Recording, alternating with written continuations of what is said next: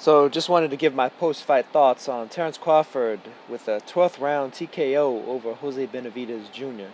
And what was a pretty good fight, definitely a more entertaining and I think more exciting fight than the Las Vegas odds would have led you to believe, considering the fact that Crawford was ostensibly a 40-1 favorite and Jose Benavidez was it a 14 or 15-1 underdog, something like that.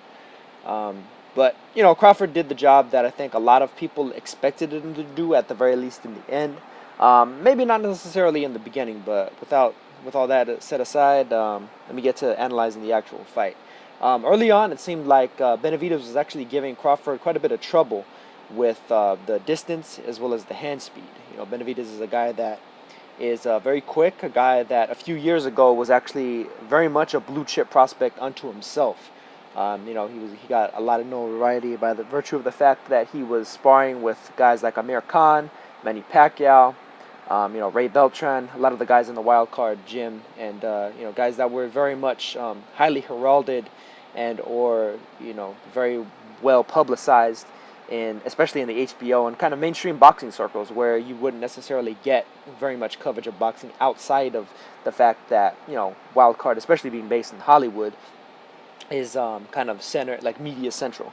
So Benavidez was very much a prospect that a lot of people saw as like somebody to be on the radar, somebody that was very talented, and especially on his come up to be able to spar heavy, and even sometimes get the better of all those guys that I named in sparring on his way up a few years ago. He is 26 right now, so you got to think back. This was back during the prime time of kind of Pacquiao fever and everything. So he was in his early 20s when this was all happening. But a couple of years ago, he wound up getting into an incident, and he wound up getting shot in the knee. And this was, of course, shortly. Well, what was this? About a couple of years after a very difficult fight against Mauricio Herrera, to say the least. A fight where I'd say the vast majority of people that actually watched that fight thought he lost, but he wound up winning a decision that seemed very, very, very favorable to him in terms of his potential future value as an A-side. But Benavidez, like his brother David, who are allegedly connected to certain street gangs in the Arizona area, most likely is what led to his getting shot and thus his being placed on the shelf for a while. And you could actually even see the knee brace on him during the fight with Crawford. And I do think that actually wound up playing somewhat of a factor into the fight with Crawford. Not that I would have thought that Benavidez would necessarily defeated Crawford without having been shot before, but I think it probably amplified just the ultimate result of the fight. But he was giving Crawford a lot of trouble with the hand speed, with the distance early, the fact that he had a pretty good height and reach advantage over Crawford, which is something that Crawford typically does not have to deal with. So, a lot of times when fighters are dealing with something that's a bit out of the ordinary, not just out of the ordinary for a given weight class, but out of the ordinary for them, that they themselves, compared to past fighters that they fought against. It can take them a little bit longer to be able to solve that puzzle and to be able to start getting their work done. And I'd say, unlike some of Crawford's other fights, like say with Thomas Delorme or with Yorikis Gamboa, where he kind of struggled with them early, but once he figured them out, it was all one-way traffic from Crawford. Benavidez was still given a good bit of resistance even after Crawford had managed to kind of figure Benavidez out, as well as just as Benavidez was starting to gas out. Benavidez and his younger brother, funny enough, David Benavidez, have shown a number of instances of stamina issues. It might just be the fact that they're so tall for the weight classes that they're making that they're actually somewhat draining themselves to make those weight classes. I could very well see Jose Benavidez at some point in the future fighting at 154 pounds or even 160 before it's all said and done. Although he's 26, so maybe just 154. I could see him maybe moving up one more weight class in order to kind of stave off the muscle deterioration that he has to actually engage in order to make the weight in the first place. But Crawford managed to eventually get the timing together. I'd say what Crawford did best in this fight in particular was the body shots. His body work is ultimately what led to the knockout late on. The body work, I think, sapped quite a bit of Benavidez's energy. The fact that Benavidez does have stamina issues in the past to begin with, I think those body shots exacerbated that effect, caused it to happen probably earlier than it even would have. He typically would gas out in maybe about 7 or 8. It seemed like he was huffing and puffing, more so in like 4 or 5 in comparison. And even then, for the 4th and the 5th round were actually really good rounds for Benavidez, where Crawford, I think, was holding a little bit back and then started to turn it up even more so in the 6th and the 7th. But the body work, I think, is what ultimately paid probably the best dividends for Crawford. I was thinking that, if anything, that Crawford would probably stop him with body shots. But funny enough, Benavidez, just by virtue of the fact that he was consistently taunting Crawford, kind of like mugging at him and just kind of putting his chin out on a platter for him every so often, eventually in the 10th round, or excuse me, in the 12th round, he put his chin out there, and Crawford caught him right as he was doing it, and hit with a beautiful right uppercut, and it looked like kind of like a left hook and another like right kind of hooking shot thereafter that ultimately put Benavidez on the canvas, and Benavidez was not well to really go on. Crawford was able to kind of finish the job thereafter. That I think his balance was gone. His balance, I think, exacerbated by his kneecap issue was gone, and he was dead ass tired. You could tell that in the 11th and the 12th round, he pretty much had nothing left. He was running on fumes by that point. There was nothing left in the gas tank. But like I said, he did give Crawford some issues. I thought the 4th, the 5th, and the 1st round probably could have gone to Benavidez. First one a bit more back and forth. The 4th one, he was actually hitting Crawford pretty consistently with right hands, both to the body as well as to the head. But Crawford apparently, to me, lost some of the jab game in a lot of instances in this fight, as well as the kind of counter-punching game. But, I mean, just by virtue of Crawford being a very well-versed fighter, a versatile fighter, is ultimately what led to his victory here. I do think that people that are trying to gauge how maybe Errol Spence, for instance, would do against Crawford based on this fight are kind of, I think it's a reach. Spence really does not fight particularly much like Benavidez. Benavidez tends to is kind of a jab-heavy counterpuncher with a high guard, and he's very static. And especially now, he's very static, considering the aforementioned shooting that he had been a victim of. Spence is a lot more of like a physical force, a guy that kind of mugs you, mauls you, tries to beat you down with just brute strength, as well as in good inside skill. But brute strength is kind of what quite a bit of his offense and his style is predicated on. If anything, I'd say maybe you could see some clues into what a Keith Thurman fight might look like against Terence Crawford, whereby Keith Thurman would be looking to kind of jab and move, not unlike what Benavidez did. Although Keith Thurman, just dimensionally speaking, is an entirely different fighter from Benavidez. He's not as long or as tall as the guy. But it all remains to be seen. There is still unfortunately the issues of promotional and who your promoter is and who your manager is and things of that nature when you're talking about the welterweight division. Something that has gotten in the way of big fights happening in the past, pretty much for the past 10 years, and is probably going to continue for the foreseeable future, unfortunately.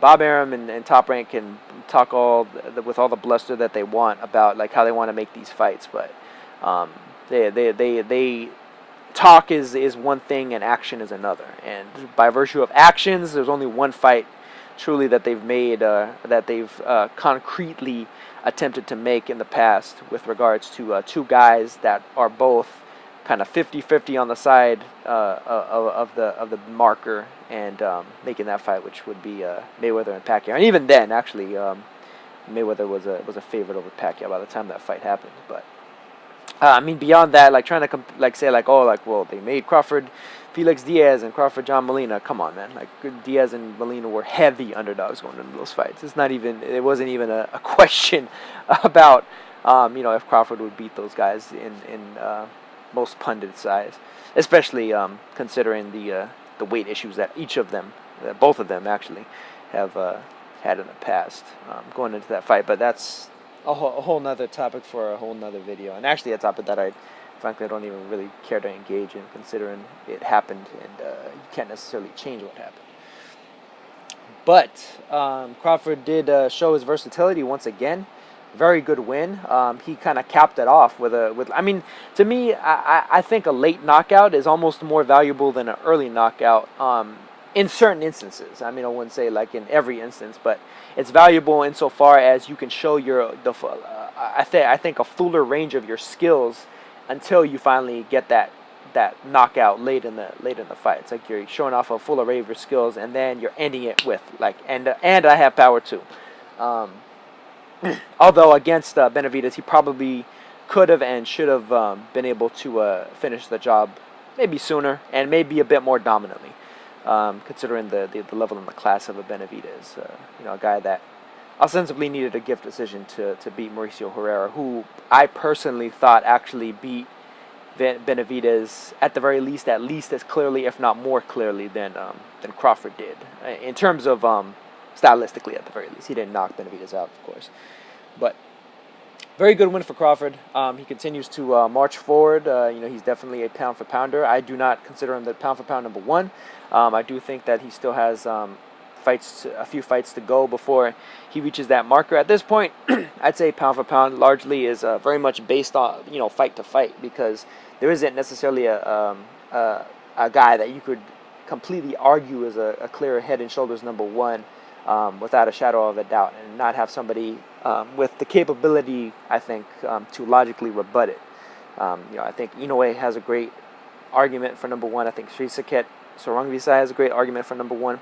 I think Crawford has a good one. I think Alexander Usyk has a very good argument for number one. Mikey Garcia, I think, has a good one. But it's very much fight to fight.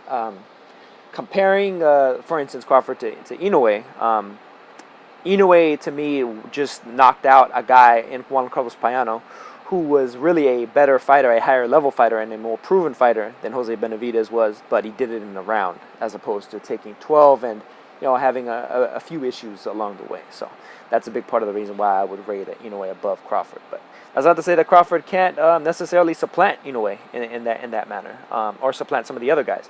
If he is able to get these big fights, and if these big fights are able to happen, and he starts unifying the welterweight division, then at that point you could definitely make a much better case for him, a more concrete case, and not even just in terms of pound for pound, as it were, in the current era, but I think then at that point you could start comparing him to past all-time greats, and past all-time greats, not even necessarily just in the welterweight division, but in the divisional range from lightweight to light middleweight, ostensibly. You're comparing him to your Oscar De La Hoyas and your Shane Mosleys and your Floyd Mayweathers and your Pernell Whitakers and your Julio Cesar Chavez's, gentlemen of that nature, who all kind of pass through those same kind of weight ranges. Roberto Duran even. But ultimately that's still premature. I tend not to like to compare fighters currently actively fighting, especially currently active in their prime, to fighters of the past. Ultimately you have to tell the entirety of your story before I personally would like to compare you to past fighters, and even talk about mythical matchups and stuff like that, because you never know when a new fighter may come upon the horizon and start to expose certain flaws that may not have been exposed previous to that, and those could be potential flaws that ultimately would cause you to be ranked lower than some of those past all-time greats, or in mythical matchups be able to be exploited by those past all-time greats. But I mean, just the fact that I'm even bringing that up, I think shows just how high of a degree, how high of a level that Terence Crawford fights at. Very high level, pretty much the highest level in the sport of boxing at this moment. He's a very skilled fighter, a very talented fighter. I think he's probably the most technically skilled fighter at welterweight. But I think ultimately what it's going to come down to between he and your Keith Thurmans, your Sean Porters, your Errol Spences, is can he also handle the brute strength, the brute force, the firepower of those fighters that comes back his way, that can negate some of the skill set that he has. I think probably one of the most best examples, recently, is Roman Chocolatito Gonzalez, the former pound for pound number one, a guy that was ostensibly more skilled than Srisaket Sorongvisai, but ultimately it didn't matter in the face of Srisaket's kind of irresistible physical force, the physical nature of his style was able to kind of negate Gonzalez's technical advantages. But that remains to be seen. So all that said, I will catch you guys in the next one. Peace.